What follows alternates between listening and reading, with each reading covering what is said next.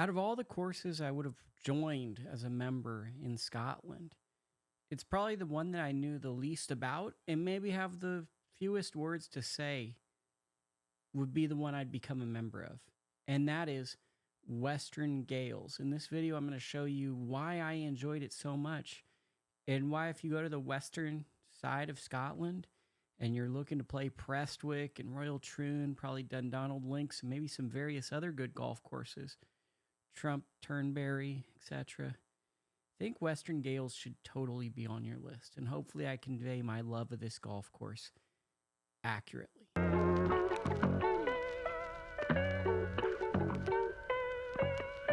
Boom!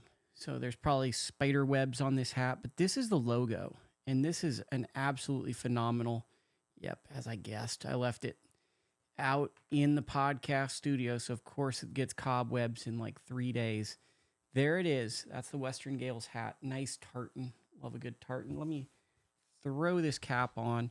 So what is it that I like about Western Gailes? Well, for starters, it's more of a thinking man's golf course. And I know in the past I've said, okay, thinking man's golf course, I absolutely don't like these courses because sometimes I just kind of go, I want to hit the ball and operate. Well, this one is one where you have to find the fairway. Typically, I would say courses that lean heavy into driving, I wouldn't play well on. But this one, you can hit an iron off of the tee. You can hit a driver. You can hit a 3-wood. It's not super punishing, in my opinion, although a lot of people lost a lot of balls. But I think that's the harder you try to hit it, the crazier the course gets. The wind is a huge part of this course. So you feel the teeth when you go into the wind. So the final stretch of holes basically play into the wind. The day I played here, there was like no wind. So it was like one of the easiest ways of playing it. And I shot a cool little 80 and I felt good. If the wind is blowing, it's probably hard to break 100 for the average golfer. It's not super long, which I think is really, really a great feature for most golfers because most people are like, oh, I hit it.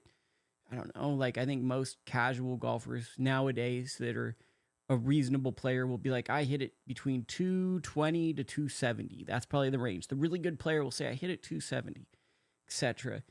And this course plays well for both sets of players. I think what's really neat about the course is it has a good mixture of holes and kind of, to me, plays a lot like Royal Troon, just not as vast. It's not as big of a ballpark. The fairways aren't as vast, and you're not stretching across as much land. But I would say there's a middle section of this course that almost feels like the postage stamp at Royal Troon. It's a very, very underrated course, and I think it was Jeff Ogilvy I was listening to in preparation for this course that spoke to how good the course is. Another feature, one of the cooler clubhouses with a great vibe, great restaurant associated with Western Gailes. And in terms of caddies and just the general culture of this club, everyone was delightful. And this was the place that if I could go back to and play like 4 or 5 rounds, yes, I had a great round at Troon. And if I can get back on Troon, Troon's like a special place for me. It'd be like, heck yeah, I love Troon. But Western Gailes would be a place that I'd be A-okay playing a bunch of rounds at. The day when I went to play this, the greens I think had been punched, but in Scotland, the greens are pretty slow by American standards. And this course is very wind exposed, right? So wind exposed, I would not from a architectural standpoint, I'd compare it to Spanish Bay. I'd compare it to Spanish Bay at Pebble based on how much the wind plays a factor on this course. And I'd also compare it that way because you can hit a lot of irons or fairway woods off of tees. That might be a more optimum strategy than just trying to hit driver here, because if you hit driver and try to overpower this course, you're going to run into a lot of problems really quickly and not enjoy where you're finding yourself on this course. I'm not sure what the greens fees were because I went a different way about getting my tee time here, but I'd imagine they're probably within the range that you would expect of a course this nice. Really, in my opinion, this is a course where it might not wow you. It doesn't have the wow factor of some of these other courses, Royal Troon, Prestwick, Turnberry. But in terms of enjoyment, it's really, really good. And I also think that if you're going over there, it's a buddy's trip, you're doing the open roto, might be a great place to start because it's a little reminiscent of home, but it's very challenging and it's a great introduction to link style golf for someone that's never played link style golf. So let's get into my very limited footage and then I'll finish my thoughts at the end.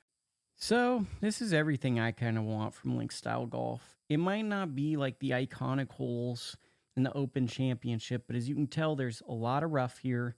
You got to place the ball, and it's extremely scoreable, which to me, as someone that, I wouldn't say I'm Mr. Score guy, but it does feel good to play an exotic course, not from where you live, and leave with a good score.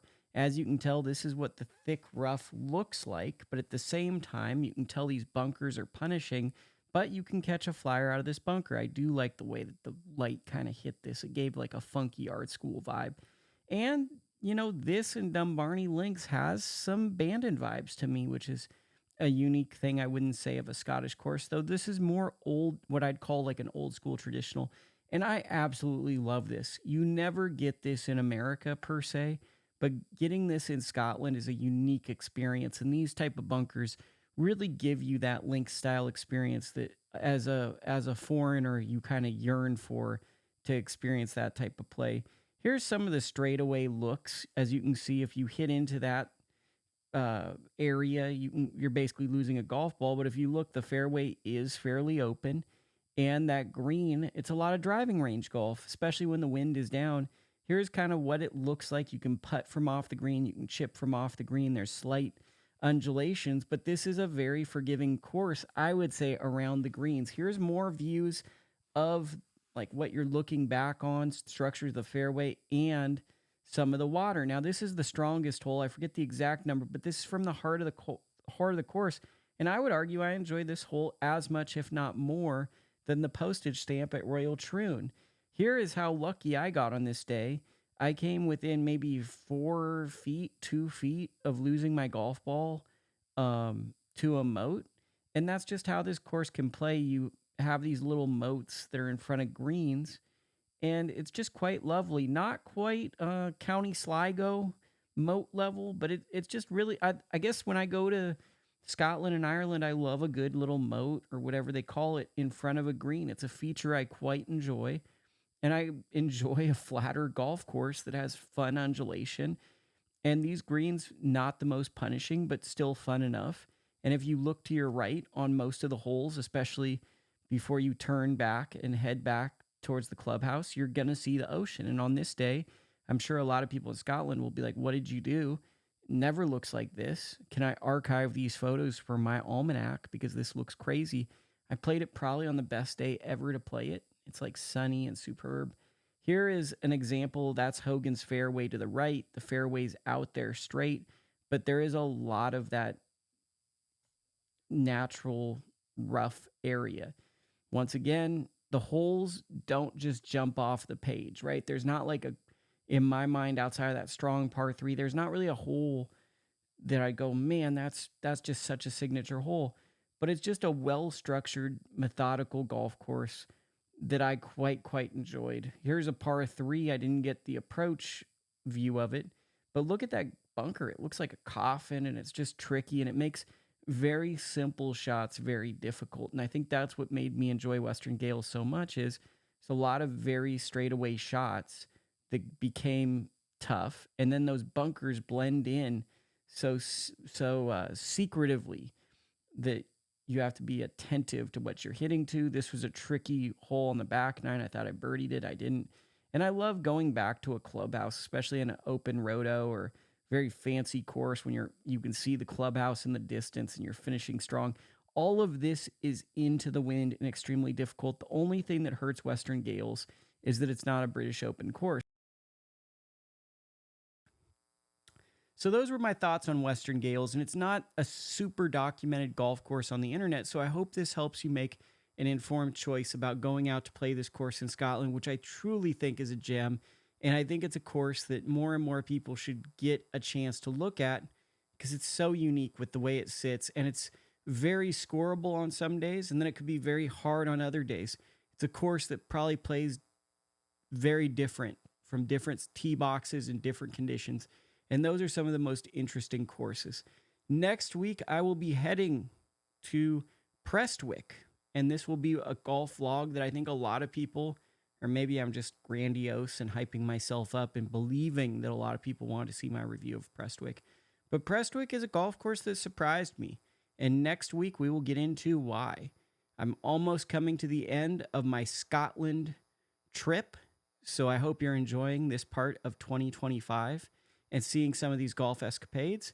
Be sure to, in the comments section, leave a golf course that you want to see me play in the near future, and I will get around to playing it. This is Lukie. I will see you back at the links.